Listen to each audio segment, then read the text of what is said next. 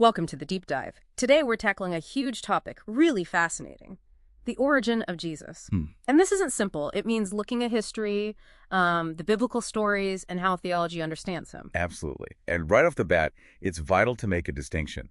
We need to separate the historical Jesus, what historians can reasonably verify, from the Christ of faith, which is, the theological figure. Okay. Now, pretty much all serious scholars agree Jesus was a real person. A Jewish man, first century Judea, that whole Christ myth theory, the idea he never existed, it's really a fringe view, not accepted academically. Right. Historically speaking, there are only maybe two things that have almost universal agreement among scholars. His baptism by John the Baptist and his crucifixion under Pontius Pilate.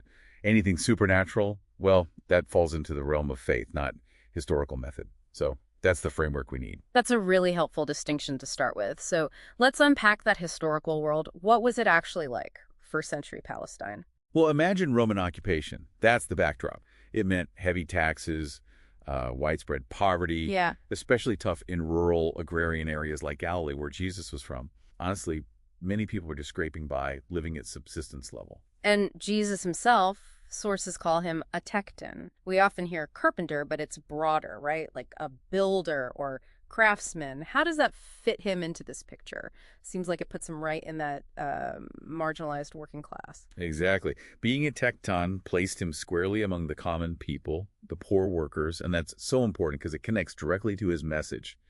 The good news to the poor, that phrase would have hit home, really resonated with people dealing with that daily grind, that oppression. And you also had all these different Jewish groups around, like the Pharisees, the Zealots. Yeah. Complex time. Okay, so that sets the stage. Now let's get into the biblical accounts of his birth, Matthew and Luke. This is where it gets really interesting because they're quite different. They are. And the key thing to grasp is why they're different. These aren't, news reports. They're theological works making specific arguments. How so? Well, take Matthew. He's writing primarily for a Jewish audience.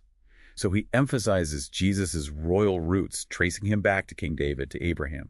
He's constantly highlighting how Jesus fulfills Old Testament prophecies, like the family fleeing to Egypt. He connects that to a line in Hosea. Matthew includes the Magi, King Herod. It's all about validating Jesus as the Messiah King. Okay, Matthew for a Jewish audience. What about Luke? Luke's writing more for a Gentile, a non-Jewish audience. His focus is broader, more universal. He highlights humble beginnings, the manger, the shepherds. It's less about Jewish royalty and more about Jesus' connection to all humanity. He also links Jesus closely with John the Baptist right from the start. It's striking, though. The genealogies they give for Joseph are completely different. One says his father is Jacob, the other says Heli. And the events, like when they supposedly traveled to Bethlehem or where they went after the birth, they don't quite line up either. Exactly. And those differences aren't mistakes. They actually prove the point. They show these narratives were basically created independently. They were crafted, maybe even imagined, but with clear religious motivations. Matthew wants to show Jesus as the king for the Jews.